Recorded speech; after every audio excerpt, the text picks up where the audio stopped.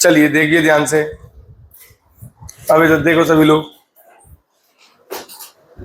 चलो ये वेक्टर ध्यान देना, जैसे ट्रिग्नोमेट्री इंपॉर्टेंट है, समझ गए ना, फिजिक्स में डिफरेंशिएशन इंपॉर्टेंट है, ये सारी उतना ही इंपॉर्टेंट ही वेक्टर है, समझ गए। बिना वेक्टर के तो हम फिजिक्स और नहीं पढ़ पाएंगे, क्योंकि डायरेक्शन जहां जहां इन्वॉल्व होगी, जहां जहां क्या इन्वॉल्व होगी बेटा, डायरेक्शन, वहां वहां कौन दिखेगा आपको, वेक्टर। समझ गए मेरी बात। तो फोर्स के पास तो हमेशा डायरेक्शन होती है, वेलोसिटी के पास डायरेक्शन होती है, डिस्प्लेसमेंट, अरे बोलो यार। तो अब मेरी बात समझिए, ये जो सारी वेक्टर क्वांटिटीज हैं, इन पे क्या होती है, डायरेक्शन। तो अब इन्हें हमें समझना पड़ेगा। अच्छा, इसमें हम क्या समझ रहे हैं, थोड़ा सा ये भी क्या क्या हमें ध्यान देना है कि दो वेक्टर क्वांटिटी जुड़ के क्या बन जाएंगी। जैसे अभी तक बिना वेक्टर की नॉलेज के हम जानते हैं कि 3 + 4 क्या हो सकता है, मतलब एक क्वांटिटी है 3 और एक क्वांटिटी है मान लीजिए 4, तो बाय डिफॉल्ट अपन क्या बोलेंगे, 7 हो जाएगा। अरे भाई बोलो।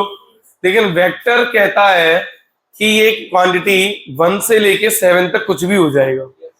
वेक्टर क्या कहता है, 1 से लेके, डिफरेंस लो दोनों का, कितना आ रहा है 1, और दोनों को जोड़ो कितना आया भाई 7। तो 1 से लेके 7 तक कुछ भी रिजल्टेंट आ सकता है। अरे भाई हाँ या ना।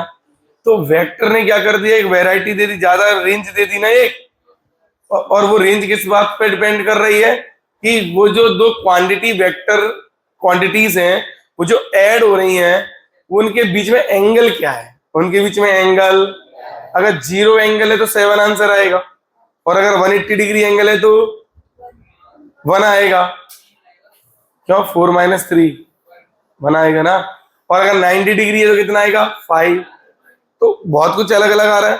मतलब हमें क्या करना है, एंगल पे ध्यान देना है कि दो वेक्टर के बीच में एंगल क्या होता है ना। और हमें इनकी जरूरत कहां पड़ने वाली है, रिजल्टेंट निकालने के लिए। कहां, रिजल्टेंट निकालने के लिए। बात समझ गए कि नहीं। तो वेक्टर हमें समझ, वेक्टर की समझ थोड़ी ठीक ठाक होनी चाहिए, ठीक है। हमसे vector addition, vector subtraction, multiplication, जो भी हमें बेसिक जो भी मैं बताऊंगा वो एकदम तगड़े से आना चाहिए आपको। उसमें कोई इफ एंड किंतु परंतु नहीं कि हाँ ठीक है ऐसे हो रहा है, दिक्कत लगे तुरंत समझ लेना उस चीज को, ठीक है। चलो, तो वेक्टर की जरूरत क्यों है, क्योंकि सर जहां डायरेक्शन होगी, एक जरूरत ऐसे भी कह सकते हैं, जैसे मान लो, चलो तुम इधर आओ, उधर उधर की तरफ देखो, उधर की तरफ घूम जाओ ऐसे। चलो मैं जो कहूंगा वही करना, 2 कदम चलो। अरे मैंने उधर थोड़ी बोला था। हाँ, इसने क्या क्वेश्चन किया मुझसे, सर आपने बताया ही नहीं। मैंने 2 कदम, ये क्या दिया है इसको, मैग्नीट्यूड क्या दिया, लेकिन दिशा दी क्या, ऐसी डायरेक्शन दी क्या। अच्छा, दो कदम चलो फॉरवर्ड। अब फॉरवर्ड बोला तो इसे एक डायरेक्शन मिली कि नहीं। अब बैकवर्ड, समझ में आ रहा है। अब कंफ्यूजन है क्या तुझे आने जाने में, बैठ जाओ। अब ये मेरी शक्ल देखे या नहीं देखे, मेरा इशारा देखे कि नहीं देखे, किधर जाना है, लेकिन मैं अगर प्रॉपर ये बोल दूं कि कितना चलना है और किधर चलना है, तो क्या ये अपना काम हो गया। अरे भाई हाँ या ना। तो आप समझ रहे हो क्यों, हमें एक तो ये भी बताना पड़ेगा कि कितना, that is magnitude, that is, और किस डायरेक्शन में चलना है वो भी बताना पड़ेगा। तो ऐसे बहुत जगह पे जरूरत पड़ेगी कि नहीं पड़ेगी हमें चीजों की। चलिए, तो वेक्टर्स हमें जरूरत, वेक्टर्स की जरूरत इसलिए लगती है, एक एग्जांपल देगा आप लोगों ने। चलिए, तो स्केलर और वेक्टर में जो मेजर डिफरेंस होता है वो बस डायरेक्शन का होता है। किसका होता है बोलो, ठीक है कि नहीं। स्केलर की क्या डेफिनेशन होगी, चलो एक और छोटा, उससे भी छोटा क्वेश्चन, हाँ बोलो क्या होगी डायरेक्शन, एक कोई बताए, हाँ बोलो। डायरेक्शन लेस, ये डेफिनेशन दोगी, डेफिनेशन दो प्रॉपर, जिसके बाद सिर्फ। तो मेरा क्वेश्चन ये है कि अब मैग्नीट्यूड क्या होता है,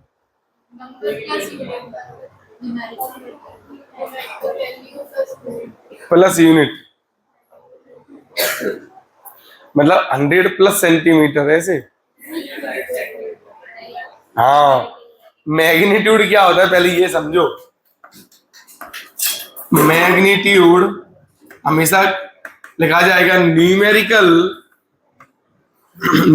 वैल्यू इनटू यूनिट। समझ गए मेरी बात?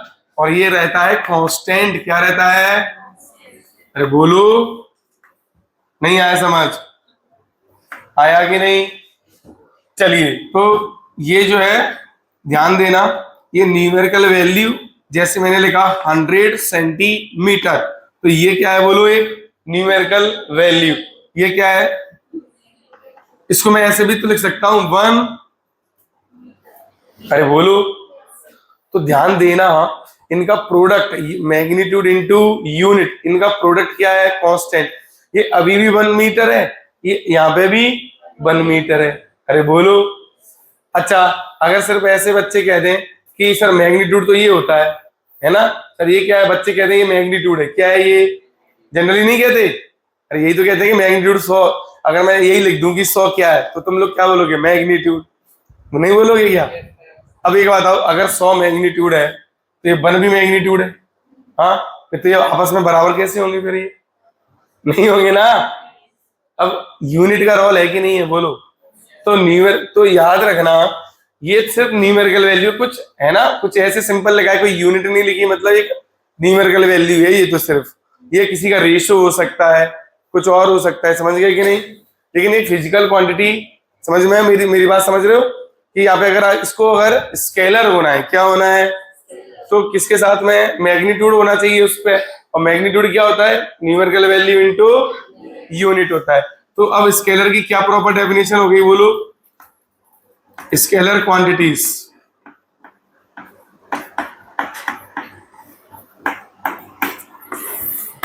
a physical quantity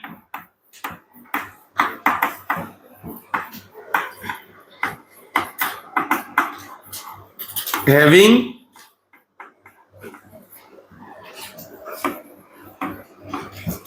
मैग्नी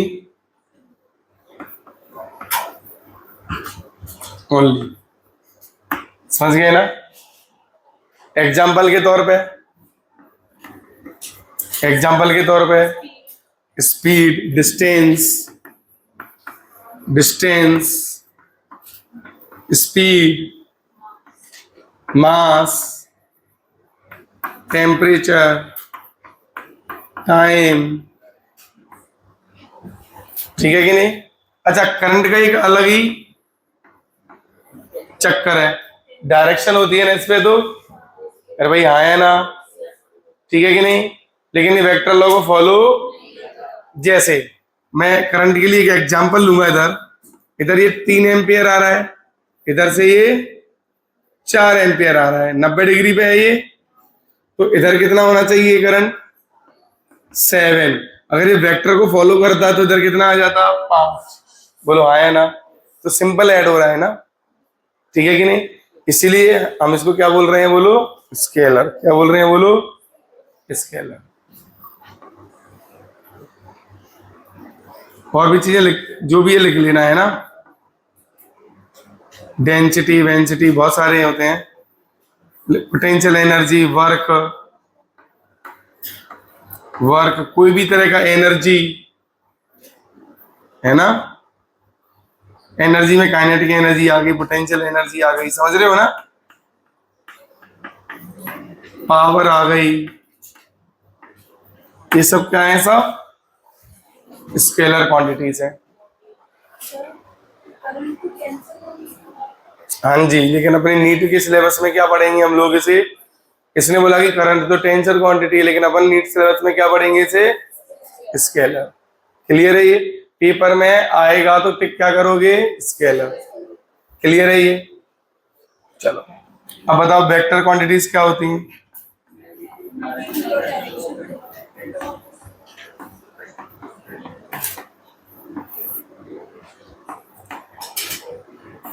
physical quantity लिख रहे हो ना? सही, जल्दी वेट मत करना।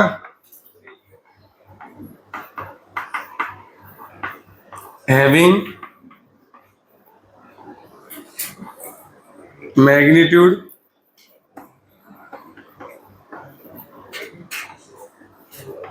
डायरेक्शन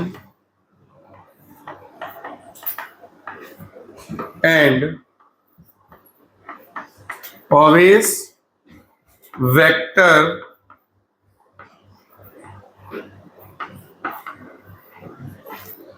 अलजेब्रा मतलब समीशन, वेक्टर समीशन। अरे समझ रहे हो ना, इसका मतलब है वेक्टर समीशन, ट्राइंगल लॉ। इसमें समीशन में कौन सा लॉ आता है? Triangle law, example parallelogram law. अरे भाई आया ना। Multiplication, dot product, cross product, ये सब किस में आ जाएंगे? वेक्टर अलजेब्रा में। अरे भाई आया ना। मतलब वेक्टर अलजेब्रा को क्या करना चाहिए बोलो? फॉलो। क्या करना चाहिए? फॉलो करना चाहिए। बात क्लियर हो गई कि नहीं? ब्रैकेट में ट्राइंगल लो। हाँ, स्ट्रेन, स्ट्रेन तो एक डायमेंशनलेस क्वांटिटी, एक रेशियो हो गया। क्या वो दोनों में से कुछ में भी नहीं आया स्केलर वेक्टर? उसको तो आप एक तरीके से यही कहोगे, और क्या कहोगे। एक रेशियो है वैसे वो, समझ गया ना? डेल्टा एल बाई एल है वो।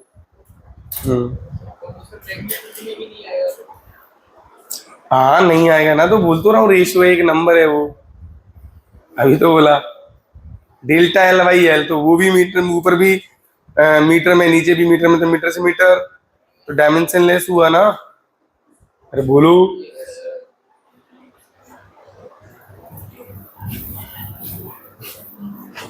ना तो उसकी डायमेंशन है और ना ही यूनिट है। एग्जाम्पल बच्चों इसके लिख लोगे क्या? डिस्प्लेसमेंट,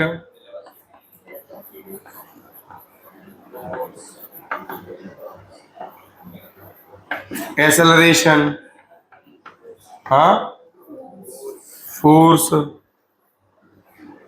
इम्पल्स, हाँ, मोमेंटम, टॉर्क, और एंगुलर वेलोसिटी, अल्फा। अरे बहुत कुछ होता है ना ये तो। अरे भाई आए ना, बहुत होता है ना, डायपोल मोमेंट, बहुत कुछ, इलेक्ट्रिक फील्ड है कि नहीं, ग्रेविटी, एंगल कद्दू।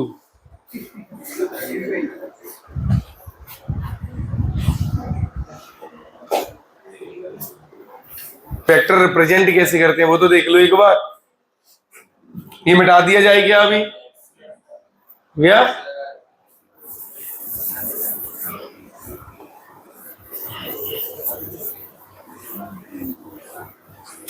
चल,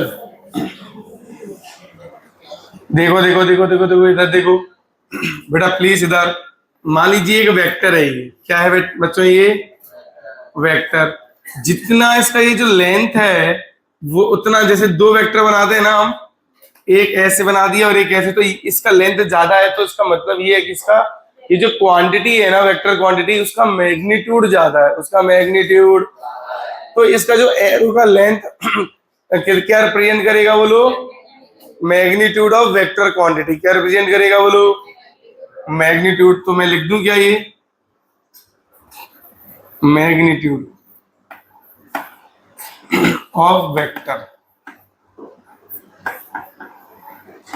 क्वांटिटी कौन होगा? यहां से लेके यहां तक। क्लियर है ये? इसको बोलते हैं, क्या बोलते हैं? तीर। ये पूंछ, ठीक है नहीं? हेड और टेल। क्लियर है ये बात? मतलब यहां से स्टार्ट होता है, हेड की तरफ क्या होती है? इसकी डायरेक्शन होती है। क्लियर है ये चीज? चलिए मान लीजिए ए वेक्टर है, क्या है ये? तो इसका जो मैग्नीट्यूड होगा ये वेक्टर का, वही क्या होगा इसका? उसको, इसको बोलते हैं मैग्नीट्यूड। ऐसे मैंने डब्बे में बंद कर दिया, इसको क्या बोलते हैं बोलो? Magnitude of A vector. Magnitude of A vector. Clear है ये? चलिए कोई भी ए वेक्टर है, मैंने कुछ ऐसे ले लिया है, ए आई cap, B J cap, plus c के कैप। तो आपको ये पता है एबीसी क्या है? अरे ये तो पता है ना एबीसी क्या है? क्या है एबीसी? एबीसी मैग्नीट्यूड है.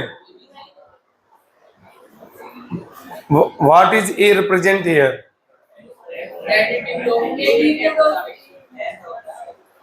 Length of the bus. वो तो लेंथ ये होगी ए.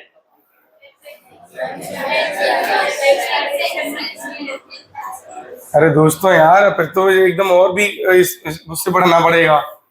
मतलब थोड़ा सा फील ही नहीं है. अच्छा आई क्या है यहाँ? आई का क्या मतलब है?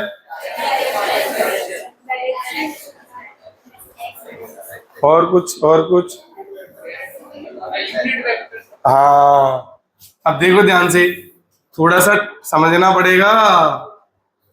चलो उतना मैं लेके चल रहा हूँ कि थोड़ा बहुत मान ले तो गड़बड़ हो जाएगी भाई. चलो अब ध्यान से देखो, ये आई का मतलब है, सुन लो चच्चाओं, आई का मतलब है एक यूनिट. आई का मतलब है, अगर मैं ऐसे लिख देता सिर्फ ए वेक्टर बराबर आई कैप, है ना, इसका मतलब एक्स एक्सिस की तरफ, ये तो तुम कह रहे हो सही है, इसका मतलब ये है कि 1 यूनिट. कितना यूनिट? किसकी तरफ? एक्स की तरफ. ऐसे बोलना चाहिए. What is I cap represents? Projection of A vector along x axis is 1 unit. अच्छा अब यहाँ पे कितने यूनिट लगाए? तो ये ए क्या हुआ? Projection of A vector along x axis. ये बोलना है कि ए क्या है? ए मैग्नीट्यूड ऑफ ए है. ऐसा एक ऐसे हो जाएगा. सोचो ए है सर, ये कोई वेक्टर जैसे 3D में नहीं होगा. तो ये समझो, ये यहाँ पे होगा ए, कितना होगा इधर, और बी में कितना होगा, सॉरी बाई में कितना होगा, और यहाँ जेड में कितना होगा, ऐसे सी. समझ में आया कि नहीं आया कुछ? ये बन गया वेक्टर पूरा ए. 3D में है ये, थोड़ा बाहर की तरफ है. मैं थोड़ा सा यहाँ पेन से बता देता हूं. इधर देखो, ये दिख रहा है ये? इधर देखो, इधर इधर देखो, ये ऐसे, ये एक्स है, ये वाई, और ये तो इधर गए ए यूनिट, इधर गए ए यूनिट, इधर बी, इधर ये यहां गए. अब यहां ऐसे मिलाऊं, this is the a vector. अरे बोलो, नहीं आया समझ? आ गया? अब इसका जो ए वेक्टर आएगा, पेन, अब जैसे ये कुछ ए वेक्टर आया ये, अरे ये कौन है? इसका प्रोजेक्शन एक्स एक्सिस पे कितना है? A unit. इस पे कितना है प्रोजेक्शन? B unit. और जेड पे कितना है इसका प्रोजेक्शन? अब समझ में आया एबीसी क्या है? अरे बोलो, क्लियर है? नहीं है क्लियर? पक्का? तो अब देखो यहां पर ध्यान से, ए को क्या लिखूंगा मैं? बोलो, ये क्या है? Projection of A vector along x axis. बाकी का तो लिख लोगे? अरे भाई बाकी लिख लोगे. अच्छा तुम बताओ कि projection of A vector in X Y plane बताओ.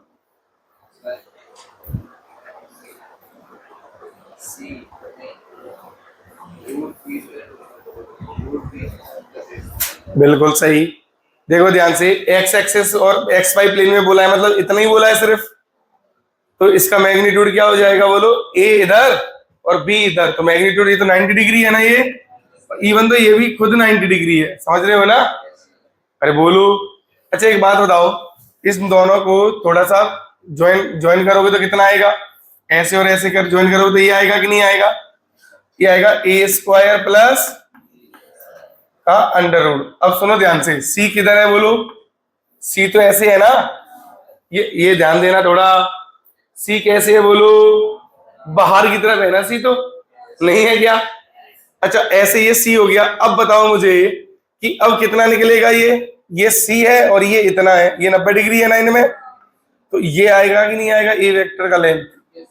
नहीं आई बात समझ? तो कितनी आएगा ये? सी स्क्वायर प्लस दिस स्क्वायर का अंडर रूट आया।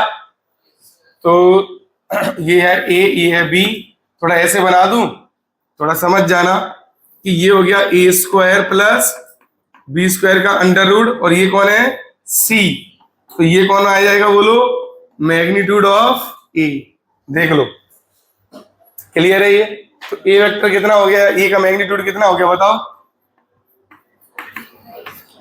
हाँ, अंडर रूट के अंदर अंडर रूट ए स्क्वायर प्लस का स्क्वायर, अरे बोलो प्लस, तो कितना आएगा ये ए स्क्वायर बी स्क्वायर। आ गया कि नहीं।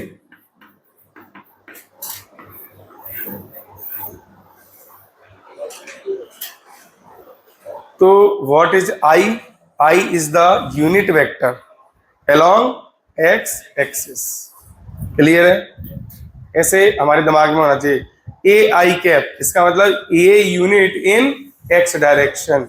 ऐसे ऐसे दिमाग में होना चाहिए पूरा। अब आपको समझ में आ गया कि फोर्स अगर मैं बोलूंगी 10 न्यूटन एक्स डायरेक्शन में लग रहा है, 20 न्यूटन वाई डायरेक्शन में और 30 न्यूटन जेड डायरेक्शन है, तो एफ वेक्टर क्या होगा 10 आई कैप प्लस 20 प्लस 30। अब समझ में आया। बस ये है ना, देख ध्यान से, ये ए ये बी और बी से कहां आएगा ये सी। तो ये देख, ये ए ये बी, सी कहां है ये सी मान लो। अब बता मुझे, इसको ज्वाइन करेंगे, देखो सी को, सी के एंड को ज्वाइन करो यहां से ओरिजिन से, तो क्या बनेगा ये कैपिटल ए वेक्टर। अरे बोलो बनेगा कि नहीं। तो ये तुम्हें निकालना है। तो देखो ये एंगल कितना है बताओ मुझे 90 डिग्री। ये कितना है बोलो। तो मैंने इसको इस वाले ट्राइंगल को ना ऐसे लिटा दिया है, तो ये सी हो जाएगा कि नहीं हो जाएगा।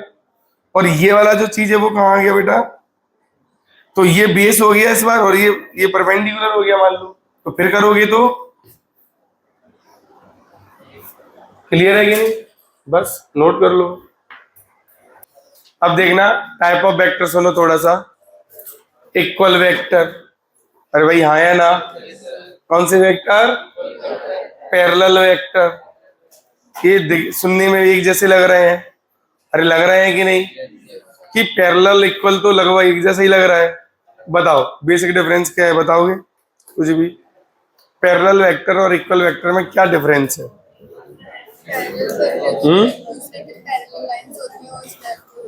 ओके, पैरेलल लाइंस होते हैं उस टाइप के होते हैं बिल्कुल। और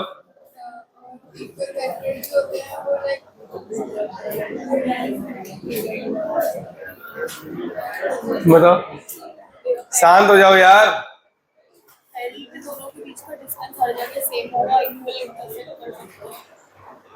मैं कह रहा हूं पैरेलल में और इक्वल में बस एक डिफरेंस दे दो, बात खत्म। हाँ दोस्तों,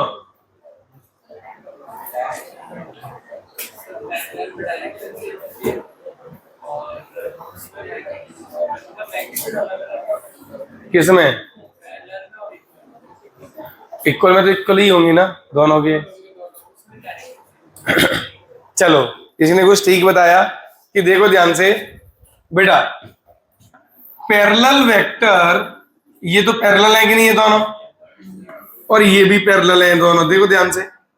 अरे है नहीं है क्या, लेकिन ये इक्वल भी तो है, नहीं है ये बात समझ। तो पैरेलल में इसमें डिफरेंस क्या है कि इक्वल वेक्टर में magnitude as well as direction same होनी चाहिए। पैरेलल की कंडीशन इतनी है सिर्फ कि सिर्फ डायरेक्शन सेम होनी चाहिए, एंगल 0 होना चाहिए। अरे भाई आया ना, समझ गए कि नहीं। तो ये जो वेक्टर है आपका इक्वल वेक्टर, ये इसका इसके घर का है, ये बड़ा सेट है, ये मान लो इसमें ये एक सेट आ गया कि नहीं आ गया। अरे भाई आया ना। तो पैरेलल वेक्टर की जो कंडीशन होती है वो क्या होती है, हाँ वो तो है ही। इधर देखो, हाँ देखो देखो देखो, पैरेलल वेक्टर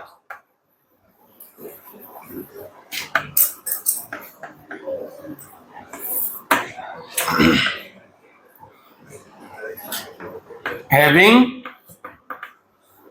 same direction, बस जैसे बात नहीं, ये हो गया एक ए वेक्टर और एक बी वेक्टर। ये है ए आई cap, B J cap, C के कैप। तो A1 B1 C1 ऐसा कुछ कह दूं, ये वी वेक्टर हो जाएगा। A2 आई कैप, B2 जे कैप, C2 के कैप। अगर A पैरेलल है B के तो ये होगा, देखो A1 अपॉन A2 बराबर B1 अपॉन बराबर C1 अपॉन बराबर कांस्टेंट बराबर कांस्टेंट के इनका रेशियो इक्वल होगा और एक कांस्टेंट होगा। अरे भाई बात समझे कि नहीं? तब हम कहेंगे कि ये दोनों वेक्टर कैसे हैं, बोलो पैरेलल। ये कंडीशन है, ये क्या है बोलो, पैरेलल की कंडीशन। अरे बोलिए, अगर ये फॉलो हो रहा है तो दोनों वेक्टर ये और भी कैसे होंगे, पैरेलल होंगे। और अगर ये रेशियो 1 आ गया, ये रेशियो क्या आ जाए यहाँ, तो ये इक्वल वेक्टर हो जाएगा। तो क्या हो जाएगा, कोई समस्या है इसमें? नहीं, क्लियर है ये चीज। तो इक्वल वेक्टर क्या हो गए बोलो, हाँ इक्वल वेक्टर क्या हो गए इसी में, इक्वल वेक्टर हो गए, ऐसे लिख दूं, A vector parallel to B vector and magnitude of A vector बराबर बी वेक्टर। ये तो होगा इक्वल वेक्टर। अच्छा, अपोजिट वेक्टर या नेगेटिव वेक्टर, देखो हाँ ये दोनों तो अभी पैरेलल हैं, इक्वल भी हैं, ठीक है कि नहीं? और अगर मैं ऐसा कर दूं, ऐसा और एग्जैक्टली ऐसा सी लेंथ का, तो इसको बोलेंगे नेगेटिव वेक्टर। क्या बोलेंगे? ये ए वेक्टर है तो ये पक्का माइनस ए वेक्टर होगा। अरे बोलिए, क्योंकि लेंथ सेम है तो मैग्नीट्यूड तो सेम होगा। बस ये इधर जा रहा है तो ये अपोजिट में जा रहा है, इसीलिए इसको अपोजिट वेक्टर बोलो, नेगेटिव वेक्टर बोलो। क्लियर है ये चीज भाई, हाँ या ना?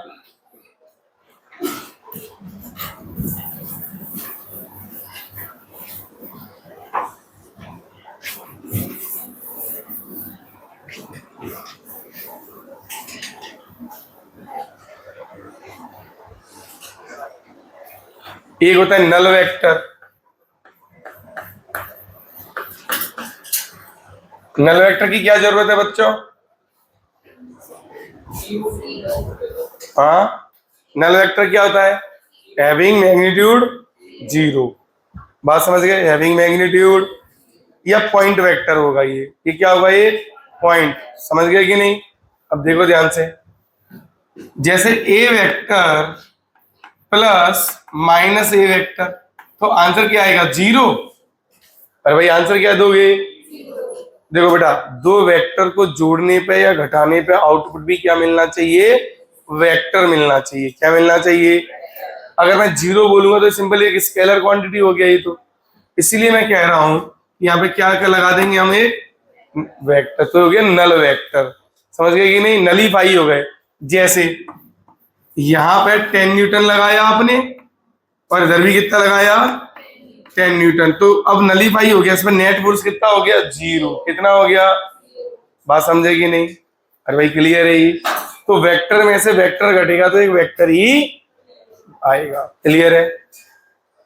अच्छा, एक वेक्टर को हम इस प्लेन मतलब कहीं भी 3D में भी क्या कहीं भी मूव कर सकते हैं। देखना ध्यान से, वेक्टर की क्या खासियत है, लेंथ नहीं बदलनी चाहिए और डायरेक्शन। लेंथ और डायरेक्शन अगर नहीं बदला तो वेक्टर भी, बोलो हाँ या ना? अब बताओ, ऐसे गया क्या डायरेक्शन बदला, क्या लेंथ बदला? ऐसे गया, डायरेक्शन बदला, लेंथ बदला। तो क्या ये हम 3D में कहीं भी इसको डिस्प्लेस कर सकते हैं? बस कीपिंग डायरेक्शन एंड मैग्नीट्यूड। तो ये नोट डाल के लिख लेना कि हम एक वेक्टर को कहीं भी डिस्प्लेस कर सकते हैं स्पेस में, keeping magnitude and direction, vector will not change. समझ गए कि नहीं? अच्छा, अगर रोटेशन की बात करें तो 360 डिग्री से घूम गया तो वापस वहीं आ जाएगा। देखो ये आए अभी, अब 360 डिग्री घुमा तो वापस यहाँ नहीं आ गया, और इसके अलावा कुछ और एंगल घुमा तो वो ओरिजिनल वेक्टर नहीं मिलेगा। तो ये भी नोट डाल के लिख लेना कि 2 पाई के मल्टीपल में अगर आपने रोटेट कर दिया है 2 पाई के इंटीग्रल मल्टीपल है ना, जैसे 2 पाई इंटू 2 इंटू 1, समझ गए ना, 4 पाई, 6 पाई। अरे बात समझ रहे हो ना? तो वेक्टर वही रहेगा कि नहीं रहेगा? हाँ,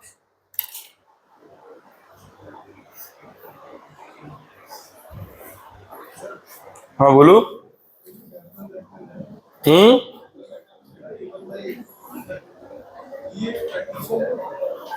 ड्राइव होके आती है, लेकिन अपन को करना नहीं है, टाइम वेस्ट।